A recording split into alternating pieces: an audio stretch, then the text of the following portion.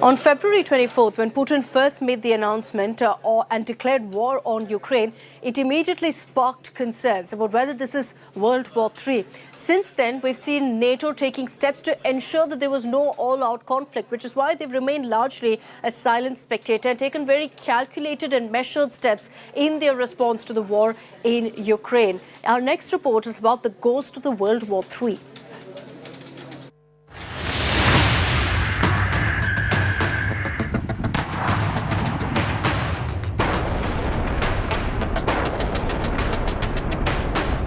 The war in Ukraine is now a month old and counting.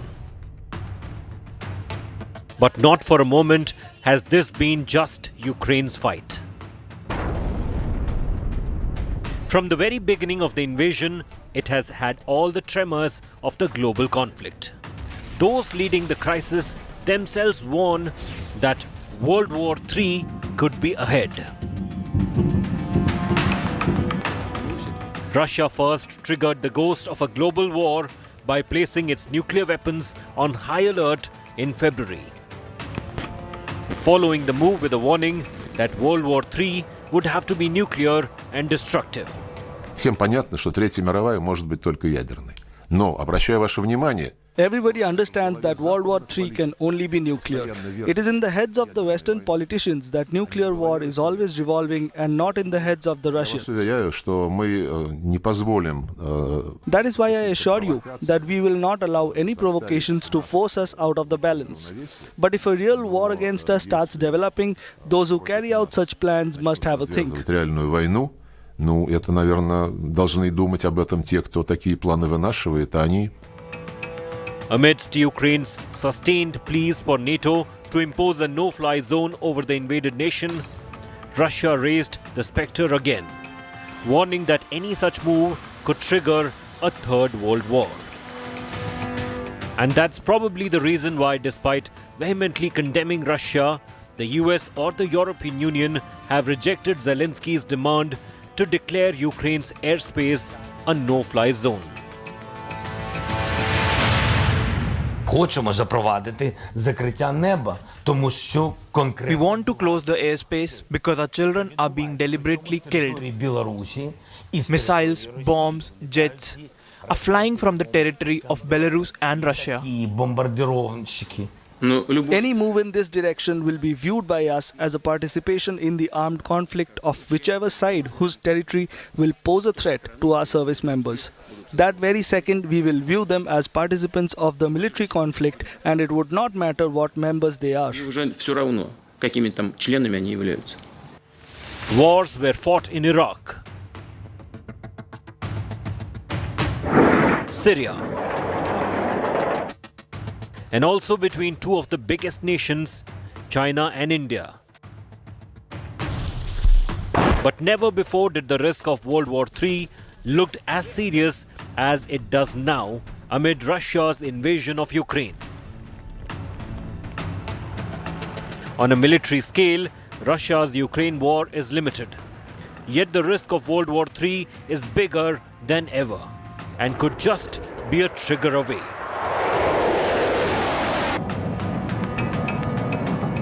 Till now, Europe or America have refrained from sending troops to fight against Russia, limiting their response to sanctions and military aid. So why is the ghost of another world war so strong? World War is the name given to two multilateral wars that were essentially European. The First World War, fought during 1914 to 19, mainly involved Germany, Austria-Hungary and Turkey against the Allies, France, the UK, Soviet Russia, Italy, Japan, and from 1917, the United States. The Second World War, fought between 1939 to 1945, mainly involved Germany, Italy and Japan against France, UK, US and Soviet Russia.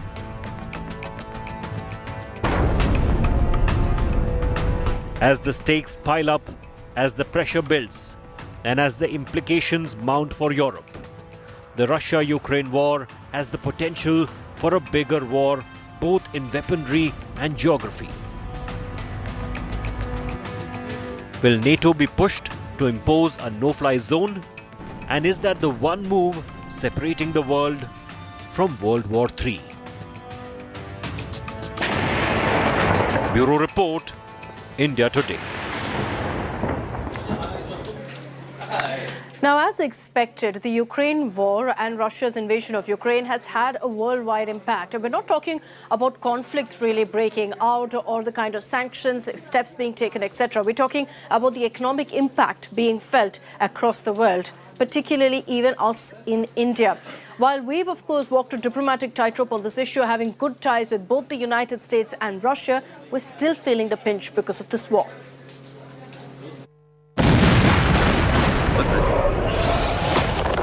On February 24th, Russia invaded Ukraine.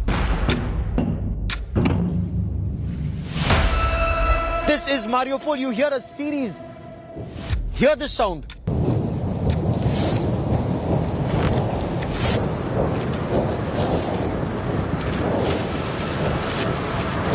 Hear this sound. This is Mariupol. This sounds like very intense artillery pounding. This, in a way, could well be Grad multiple barrel rocket launchers going one after the other. Zoom, zoom, zoom, zoom, zoom. On March 8th, US President Joe Biden raised the ante by announcing a ban on the import of Russian energy products. We're banning all imports of Russian oil and gas and energy. That means Russian oil will no longer be acceptable at U.S. ports, and the American people will deal another powerful blow to Putin's war machine. Over the days of the war, the price of crude has fluctuated, but it has mainly been going north, adding to India's challenges. And that is because India has to import 80% of its total fuel needs. It is estimated that India buys around 2% of its total crude oil requirements from Russia. The figures for the 10 months from April 2021 to January 2022 indicate that India imported some $2 billion worth of oil from Russia in that period. Now, with Russia facing sanctions and restricted from selling oil to most of the world, India has gone ahead and signed a deal to import 3 million barrels of crude.